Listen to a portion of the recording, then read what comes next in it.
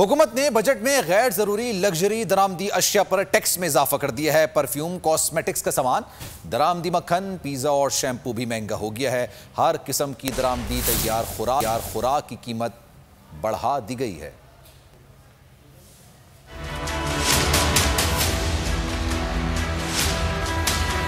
माली साल 2021-22 का बजट खवातीन के लिए फिर बुरी खबर ले आया। बजट में परफ्यूम्स और कॉस्मेटिक्स का सामान महंगा करने की तजवीज। गैर जरूरी लग्जरी दरामदी अशिया पर टैक्स में इजाफा कर दिया गया। बजट तकरीर के दौरान वजीर खजाना का कहना था कि दरामदी मक्खन, पनीर और शैम्पू भी महंगा हो गया। हर किस्म की दरामदी तैयार खुराक की कीमत ज्यादा होगी। जानवरों की खुराक पर भी इजाफी ड्यूटी आयद कर दी गई। थोक फरोश या परचून फरोश पर कम शरह पर दौड़निंग टैक्स ज़ाहिर कार को मईशत के दूसरे सेक्टर में भी फैलाया जा रहा है।